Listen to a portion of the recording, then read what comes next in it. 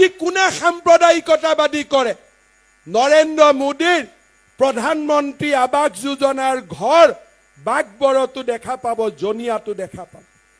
যিজন মানুহে মোদীজীয়ে দিয়া ঘৰত বাস কৰে যিজন মানুহে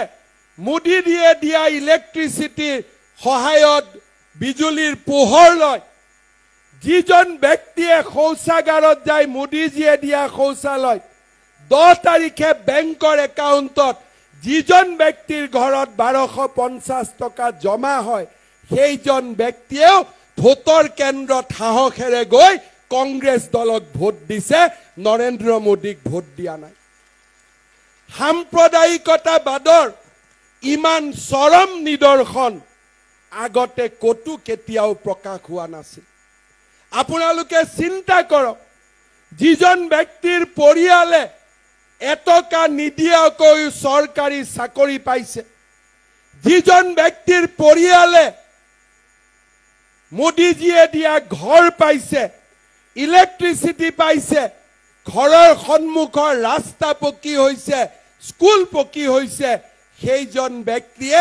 বস্তুৰ দামৰ কথা চিন্তা কৰা নাই সেইজন ব্যক্তি আন একোৱেই চিন্তা কৰা নাই এটাই চিন্তা কৰিছে মোদী হাটাও তাৰ বাদে আৰু একো চিন্তা কৰা নাই কিন্তু হিন্দু সমাজ ধৰ্ম নিৰপেক্ষভাৱে আমি চিন্তা কৰা নাই মোদী বাঁচাও কোনোবাই মোদীক ভোট দিছো কোনোবাই মোদীক ভোট দিয়া নাই কিন্তু বাংলাদেশী মূলৰ সংখ্যালঘু সম্প্ৰদায়ৰ লোকসকলে কংগ্ৰেছ চৰকাৰ ৰাজ্যত থাকিলেও পেট্ৰলৰ দাম 300 টকা হলেও তেওঁলোকে কংগ্ৰেছকে দিব কাৰণ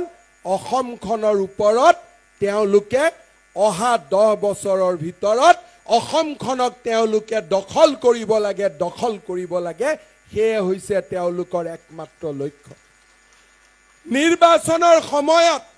মাত্ৰ মডেল কোড অফ কণ্ডাক্ট আছিল আমি মন্ত্ৰীসকলে অফিচত অহা নাছিলো মই নিৰ্বাচনৰ কামত ৰাজ্যৰ বাহিৰত আছিলো এই তিনিটা সময়ৰ ভিতৰতে তেওঁলোকে লখিমপুৰত থানা আক্ৰমণ কৰিলে এই সময়ৰ ভিতৰতে বৰপেটাৰ হিন্দু গাঁৱত তেখেতসকলে আহি সংগবদ্ধ আক্ৰমণ চলালে আৰু এই এমাহৰ ভিতৰতে তেওঁলোকে কোকৰাঝাৰত কোচ ৰাজবংশী গাঁৱত গৈ তেওঁলোকে মাটি দখলৰ অভিযান চলাল মাত্ৰ মডেল কোড অফ কণ্ডাক্টৰ কাৰণে এমাহ মাত্ৰ বিজেপি চৰকাৰখন শুই থকা নাছিল মাত্ৰ নিষ্ক্ৰিয় হৈ আছে এমাহ নিষ্ক্ৰিয় হওঁতে তিনিটাকৈ সংগবদ্ধ আক্ৰমণ আৰু এইখন অসমত যেতিয়া বিজেপিৰ চৰকাৰ নাথাকিব দিনে নিশাই এনেকুৱা কিমান আক্ৰমণ চলিব তাক মাত্ৰ আমি কল্পনা কৰাৰ প্ৰয়োজন